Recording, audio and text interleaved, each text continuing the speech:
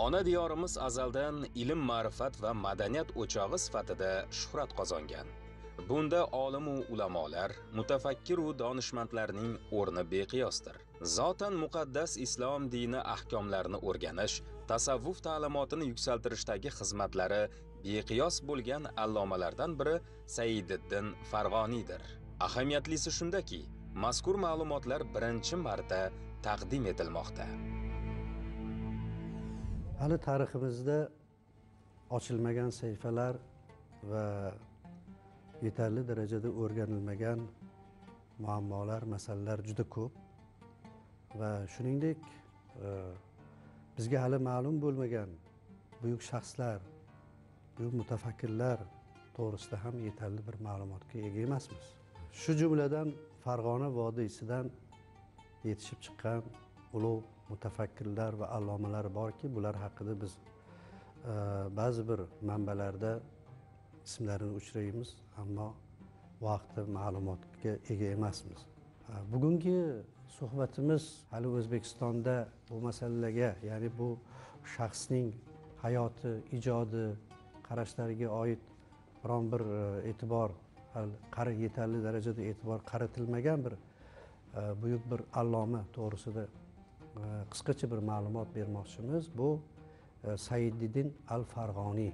To'liq ismi Saididdin Muhammad ibn Ahmad ibn Muhammad Abdulloh al-Farg'oniy bo'lib, bugungi Farg'ona viloyati hududida yo shahar yo uning atrofida tug'ilgan. Uning Mavlono Jaloliddin Rumiy bilan zamondosh bo'lganligi, Faxriddin Iroqiy bilan zamondosh bo'lganligi, Shayx Sadriddin Qunyaviyning muridi bo'lganligini hisobga olsa, taxminan tadqiqotchilarning fikriga qaraganda 1230-1231 yillar tavallud topgan deb hisoblashgan. U haqda ma'lumot, bizga to'laroq ma'lumot bergan kishi Mavlono Abdurahmon Jomiy o'zining Nafahatul Uns asarida keltirgan va bu yerda ancha mufassal vaqtda to'xtalib o'tadi. Juda katta bir yuksak ehtirom va muhabbat bilan tilga oladi va uni o'z davrining haqiqat ilmida nodir bo'lgan, haqiqat ilmida unga teng kelmaydigan bir zot sifatida ta'rif va tavsif etadi va ayniqsa uning asarlari haqida ham juda ham iliq fikrlar bildirgan. Va ana shu ma'lumotlarga qaraganda Saididdin al-Farg'oniy 1299 yoki 1300 yil vafot etgan ekan. Endi vafoti Farg'onada emas yoki hozirgi Markaziy Osiyo hududida emas, balki taxminan Yaqin Sharq va arab mamlakatlarida bo'lgan bo'lishi ehtimoli bor. Ayrim tarixiy va tasavvufiy manbalarda Saididdin Farg'oniy 13-asrda yashab, Mavlono Jaloliddin Rumiy va Faxriddin Iroqiylarning zamondoshlaridan hisoblangan. Ular bilan muloqotda bo'lgan. Abdurahmon Badaviy al-Inson al-Komil fi al-Islom asarida Faxriddin Iroqiy Sadruddin Kunyaviyning majlislarida hozir bo'lgan deb qayd etgan. Saididdin Muhammad ibn Ahmad ibn Muhammad Abdulloh al-Farg'oniy o'z davrining buyuk mutafakkirlari, buyuk shaxslari, jumladan Shayx Sadriddin Qunyaviy ga shogird tushgan, murid tushgan va uning e'tirofiga sazovor bo'lgan va hatto Sadriddin Qunaviy Saididdin Farg'oniyni bizning sayyidimiz, shayxi komil, muhaqqiq deb tilga olgan ekan. Shayx Sadriddin Qunyaviy bu Shayx Shahobiddin Suhravardiy muridlaridan va davomchilaridan bo'lib, o'z davrida, ya'ni hozirgi arab mamlakatlari, Turkiya, Eron mamlakatlari hududida juda ham katta bir shuhrat qozongan shaxslardan bo'lgan. Bu kishidan bir qancha asarlar qolgan va hatto Mavlono Jaloliddin Rumiyga ham yuksak baho bergan va ba'zi bir ma'lumotlarga qaraganda Mavlono Jaloliddin Balxiy Rumiy u kishidan ham suhbatlardan bahra topgan ekan va Sadriddin Qunaviy demak Shayx Sayyididdin Farg'oniyga xirqa kiydirgan ekan. Mavlono Abdurahmon Jomiyning Nafahatul Uns min Hazaratul Quds asarida yozishicha, Sayyididdin Farg'oniyning xirqasi Sadriddin Qunaviy orqali Shayx Shahobiddin Suhravardiyga yetar ekan. Va biz bir qancha yana manbalarda vaqti zikr etilishini yoki Said Farg'oniy yoki Sayyididdin Farg'oniy yo Sa'diddin Farg'oniy shakllarida ham uchratamiz. Umuman olganda Shayx Sayyididdin al-Farg'oniy 13-asr, ya'ni Mo'g'ullar istilosi davridagi tasavvuf va islomiy bilimlarning o'sha davrdagi mashhur bir tadqiqotchilari va olimlardan bo'lgani to'g'risida ma'lumotlar uchraydi.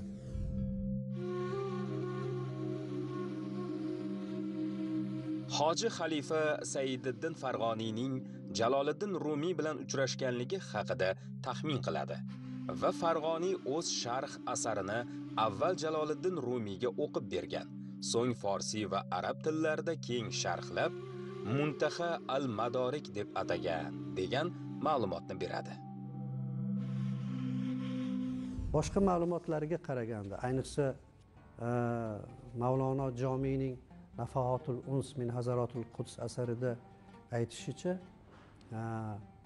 Sayyididdin Farg'oniy o'z o'sha davrda juda ham mashhur bo'lgan va ularning asarlariga sharh bitish an'ana tusiga kirgan shaxslar bu Shayxul Akbar Muhiddin Ibn al-Arabiy va Ibn al-Foriz bo'lgan.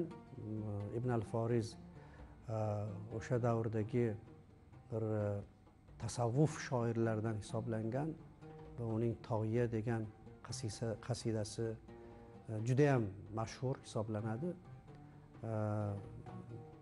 va ana shu qasida-i Toyiyaga bir qancha sharhlar ham bitilgan.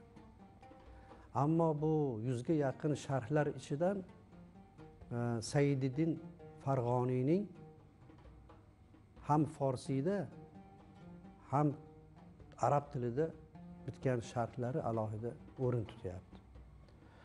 Men o'tgan yili Eronda bo'lganimda Sayyididdin Farg'oniyning arab tilidan fors tiliga tarjima qilingan asari, ya'ni ana shu Muntaha al-Madorik asarining fors tiliga tarjima nashrini topdim. Bu 2 tomdan iborat ekan, 2 jilddan iborat bo'lib Tehronda nashr etilgan va buni Said Fazlulloh Mir Qodiriy degan Sheroz universiteti professori tarjima qilgan va nashriga tayinlagan. Shuningdek, kerakli joylarda izohlar ham yozgan va yaxshigina bir tadqiqot ham bunga ajratgan ekan. Va juda xursand bo'ldim albatta. Va bundan tashqari ana shu asarning birinchi varianti, ya'ni Mashoriqul Madorik asari forsiyda yozilgan bo'lib, bu asar o'sha paytda Sadriddin Qunaviyga taqdim etilgan. Sadriddin Qunaviy bu asarni o'qib juda yuksak baho bergan ekan va buni arab tiliga ham tarjima qilishni buyurgan ekan. Ya'ni bu asarning arab tilidagi bir varianti ham bo'lishi va bu orqali arabiy zabon bo'lgan musulmonlar ham bu asardan bahramand bo'lishlari uchun shuni tavsiya qilgan ekan va ana shu asarga demak Mashoriqul Madorik deb nomlangan ana shu asarga Shayx Sadriddin Qunaviy o'zi bir muqaddima ham yozadi va bu muqaddimada juda ham maqtaydi bu asarni va sharhlovchini va bu muqaddimani Sayyididdin Farg'oniy o'z kitobiga tabarruk jihatdan yoki ehtirom yuzasidan kiritgan ekan. 13-asrda zamonasining yetuk ulamolaridan bo'lgan Ibn al-Foriz g'azallarini anglashga bo'lgan qiziqish nihoyatda kuchli bo'lib, Sayyididdin Farg'oniy shoirning Qasida-i Toiya asariga o'zining fors-tojik tilidagi sharhini Mashoriq ad-Duroriy va arab tilidagisini Muntaha al-Madarik deb nomlagan. Jomi Nafahatul Uns asarida Qasida-i Toiya asariga yozilgan mufassal sharh ham 2 jilddan iborat bo'lib, Mashoriqul Madarik deb atalgan ekan va ana shu asarning tili, bayoni go'zal bir tarzda tahlil va talqin qilingani, sharhlab berilganini alohida zikr etib o'tadi va bu asar ham Eronda nashr etilgan. Sayyididdin Farg'oniyning asarlari zamonamizgacha yetib kelgan.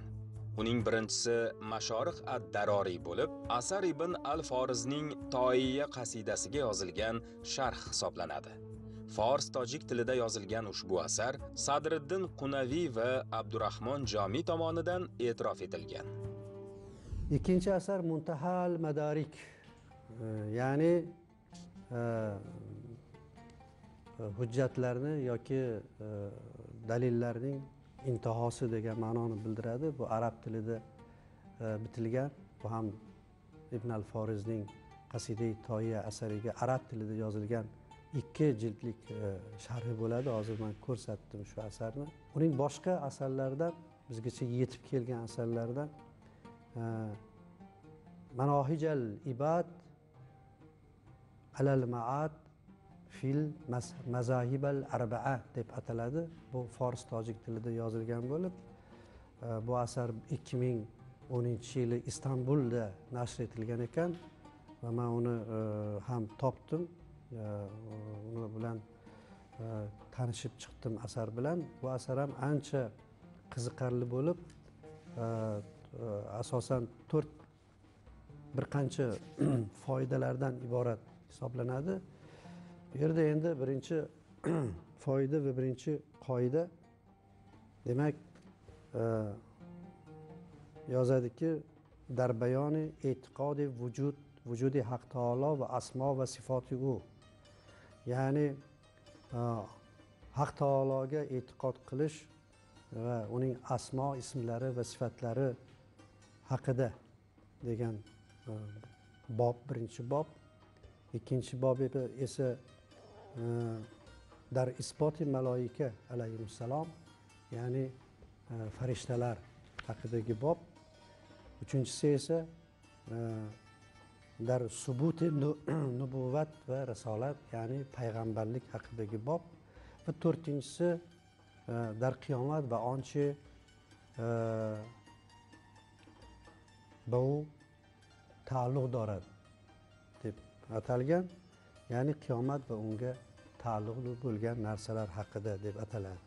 Ko'rib turganimizdek, Manohijul ibad ilal ma'od asari fors-tojik tilida yozilgan bo'lib, demak 4 ta mazhab, ahli sunnat va jamoatning 4 ta mazhabi doirasidagi fiqhiy masalalar va aqidaviy masalalar to'g'risida bahs yuritiladi. Bu asar ham taxminan bir 300 dan ortiq betni tashkil etadi, ya'ni o'ziga xos bir hajmga ega va juda ham sodda bir forsiy tilda yozilgan va ko'proq So'x aholisining shevasini eslatadi, soddaligi va bayon tarzi, ba'zi bir hatto qoliplari va bu asar ham ya'ni keyingi davrlarda fiqh ahli va kalom ahli tomonidan e'tirof etilgan asarlardan hisoblangan ekan. Shayx Saididdin Farg'oniyning yana bir asari Shayxul Akbar ibn al-Arabiyning mashhur Fusus al-Hikam asariga yozilgan sharhi hisoblanadi. Asar sharhi Fusus al-Hikam deb ataladi. Bu asarni ham Jomiy hazratlari zikr etib o'tganlar, boshqa bir manbalarda ham uchraydi. Ya'ni ana shu asarga Shayx Muhiddin ibn al-Arabiyning Fususul Hikam asariga 150 dan ortiq sharhlar arabiy va forsiy tillarida bitilgan ekan va jumladan Jomiy hazratlari o'zi ham bu asarga sharh yozganlar, Sharif Fususul Hikam. Undan oldin esa Hoji Muhammad Porso Buxoriy ham bitta sharh yozgan.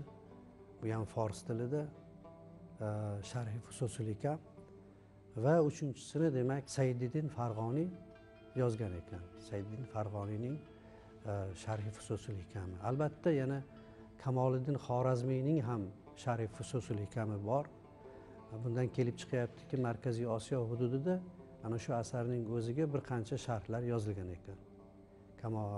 Demak, Hoji Muhammad Porso Buxoriy sharhi, Mavlono Kamoliddin Husayn Xorazmiy sharhi va uchinchisi demak Saididdin Farg'oniy sharhi va Jomiyning Sharif Fususul Hikam asari sharhi.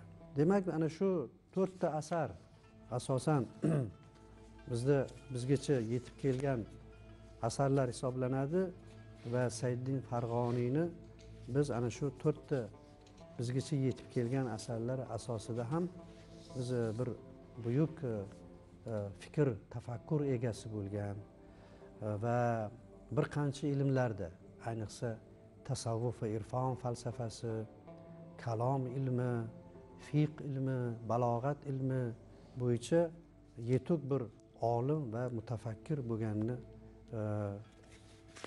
ta'kidlashimizga to'g'ri keladi. E'tirof etish kerakki, tasavvuf adabiyoti va falsafasini o'rganish va tadqiq etishga bo'lgan ehtiyoj yildan yilga o'sib bormoqda. Oxirgi 10 yil ichida Mavlono Jaloliddin Rumiy hayoti, adabiy ilmiy merosi hamda qarashlariga oid 100 ga yaqin tadqiqot, Ibn al-Arabiy ta'limotiga oid 100 dan ortiq monografiya va risola, Naqshbandiya ta'limotiga oid 50 dan ortiq tarixiy, ilmiy va adabiy manbalar nashr etilgan. Shayx Saididdin Farg'oniy hayoti va ilmiy merosi esa professor Ja'far Xolmo'minov tomonidan tadqiq etilmoqda.